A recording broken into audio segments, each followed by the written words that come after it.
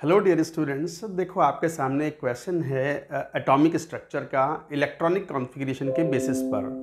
But ये electronic configuration वो नहीं है जो एक्चुअल इलेक्ट्रॉनिक कॉन्फ़िगरेशन होते हैं। एक हाइपोथेटिकल अरेंजमेंट प्रिज्यूम किया गया है। क्वेश्चन की इंस्ट्रक्शन के हिसाब से हमें वर्क करना है और आंसर फाइंड आउट करना है। इस तरह के क्वेश्चंस कई बार आते हैं, मुश्किल नहीं होते, आसानी होते हैं, बट थोड़ा सा आपको अपनी एग्जिस्टिंग थिंकिंग को रिफ्रेम करना होता है। तो let us see this question. क्या बोल रहे हैं? In state of the principal quantum number N L M, principal quantum number, azimuthal quantum number and magnetic quantum number, ऐसे ऐसे कहना चाह रहे हैं। In state of the existing principal quantum number, existing quantum number NLM, a set of the new quantum number is introduced with similar logic but different values are defined below। जैसे s की value 1 2 3 ये तो बिल्कुल similar है as n principal quantum number.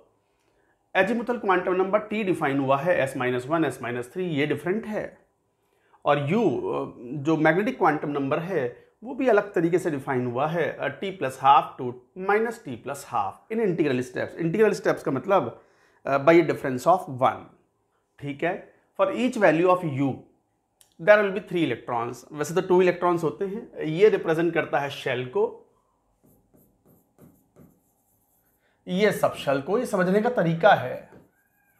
हालांकि shell सब shell जो होते हैं इनका कोई फिजिकल सिग्निफिकेंस ऐसा सच नहीं होता। और ये ऑर्बिटल्स को रिप्रेजेंट करता है। एक्चुअली तो ऑर्बिटल्स ही होते हैं which have the physical significance and shapes in 3 dimension around the nucleus.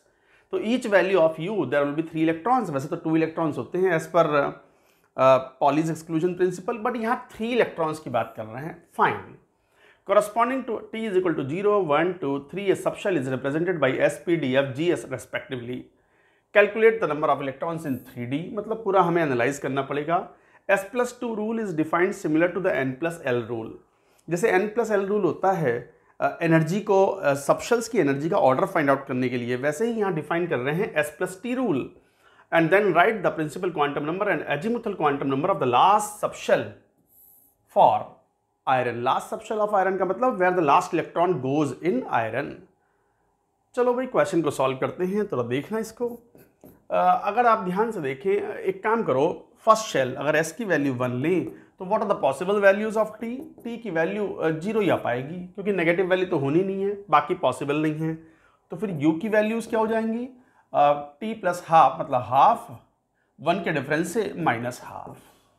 3 electrons यहाँ, 3 इलेक्ट्रॉन्स यहाँ, टोटल 6 इलेक्ट्रॉन्स इस तरीके से आ जाएंगे। और ये वाला सबशेल कहलाएगा 1s subshell, 1t subshell, sorry s तो पुरानी वाली चीज होती है, 1t सबशेल। इस तरीके से ये कहलाएगा। अच्छा, s is equal to 2, second shell की बात करें तो t की वैल्यू भी क्या पॉसिबल होगी? 1, बस 1 ही पॉसिबल होगी, माइनस तो हो ही नहीं सकती। तो फिर u की वैल्यू अगर ध्यान से देखो तो क्या वैल्यू हो जाएंगी? 1 है तो 3/2, हाफ -12, 1 के डिफरेंस से -3/2। तो इसका मतलब 3 इलेक्ट्रॉन्स इसके कॉरस्पॉन्डिंग, 3 इलेक्ट्रॉन्स इसके, 3 इसके और 3 इसके, टोटल 12 इलेक्ट्रॉन्स इसमें जाएंगे। ये सेकंड शेल हुआ। अच्छा, s की वैल्यू अगर 3 ले लें तो बताओ t की वैल्यू क्या पॉसिबल होगी?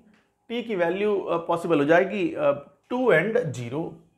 तो 2 0 और 2 के कॉरस्पॉन्डिंग u की क्या वैल्यूज हो जाएंगी? आप खुद ही देखो, 5/2, 3/2, हाफ, -12, -3/2, -5/2। कट तो नहीं गया राइट साइड में? देख लो एक बार।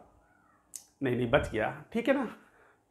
इसके कॉरस्पॉन्डिंगली 3 इलेक्ट्रॉन्स यहाँ, 3 इंटू हाउ मेनी, 6 ऑर्बिटल्स आ रहे हैं ये, तो 3 × 6, 18 इलेक्ट्रॉन्स मैक्सिमम आ सकते हैं। और 0 के लिए तो हमें पता ही है u की वैल्यूज होती हैं हाफ एंड -12।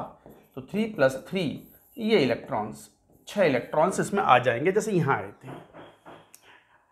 एक बार देखें एनर्जी का ऑर्डर क्या हो। s+t रूल बिल्कुल वैसा ही है जैसे n+l रूल है। n+l जिसके लिए कम उसकी एनर्जी कम, और n+l वैल्यू बराबर है तो जिसका n कम उसकी एनर्जी कम। यही तो है n+l rule. Similar to that s+t rule is there. तो पॉसिबल ऑर्बिटल्स कौन से होंगे? सब शेल्स जैसे 1t 1 + 0 ये मिनिमम है S+T में, तो एक तरीके से ये आ गया 1, एक तरीके से इसको SPDF बोल रहे हैं। मान लो T है, T का रिप्रेजेंटेशन वही बोल रहे हैं S ऑर्बिटल SPDF, तो एक तरीके से ये S ऑर्बिटल ही हो गया, तो 1s बोल दो इसको। तो एक तरीके से 1s, उससे ज़्यादा एनर्जी, फिर 2 + 1 3, 3 + 0, तो फिर ये 2 की वैल्यू कम है तो 2p, फिर उससे ज़्यादा एनर्जी 3s, और फिर यहाँ p की वैल्यू 1 तो है नहीं, तो p ऑर्बिटल तो है ही नहीं थर्ड वाले शेल में, तो 3d and so on like that. और जरूरत पड़ेगी तो और भी किया जा सकता है, बट काम चल जाएगा इससे। अच्छा, अब क्वेश्चन पे आओ। Calculate the number of electrons in 3D subshell. 3D subshell, ये रहा 3D, ये रहा 3D सबशेल, तो ये 3D सबशेल ही तो है। ये 3s है, ये 1s था, ये 2p है, इस टाइप से। तो 3D सबशेल में टोटल नंबर ऑफ इलेक्ट्रॉन्स 18। तो पहले पार्ट का answer number of electrons in 3D subshell, how many? 18। एक आंसर नहीं, क्वेश्चन मुश्किल नहीं है, थोड़ा सा आपको अपनी एग्जिस्टिंग थिंकिंग जो है क्वांटम नंबर्स की उसको रिफ्रेम करना होगा और लॉजिकली सोचते हुए जैसे कहा है वैसे क्वेश्चन को सॉल्व करना है। Going to the second one, what they are asking is S+T rule, तो ठीक है। Write the principal quantum number and azimuthal quantum number of the last subshell of iron. Iron का लास्ट सबशेल, आयरन का 26 होता है, 26 का मतलब energy का ऑर्डर 1s, और 1s में 3 इलेक्ट्रॉन्स जा सकते हैं। 1s में 1s है तो u की वैल्यू कितनी हो गई? हाफ, 3 इलेक्ट्रॉन यहाँ, 3 यहाँ, 6 इलेक्ट्रॉन आ सकते हैं। 2 ऑर्बिटल्स हो गए ना फर्स्ट सब शेल में u की वैल्यू के हिसाब से, तो 6। उसके बाद एनर्जी है 2p।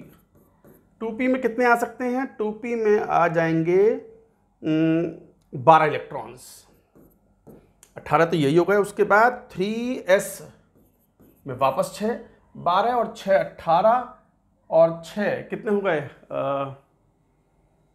12 6 18 6 24, 24 और फिर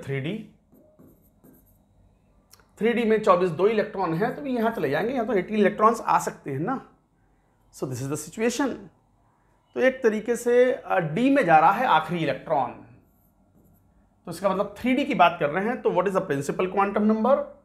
तो for 3D n is equal to 3, principal quantum number. s मतलब यहां पर s की बात कर रहे हैं, s is equal to 3 and t is equal to, और क्या पूछ रहे हैं? Azimuthal quantum number t, and that is equal to what? d के लिए जो बात करेंगे तो इट इज 2। बस यही आंसर है बच्चों, दैट इज इट, यही क्वेश्चन था। That's it for now.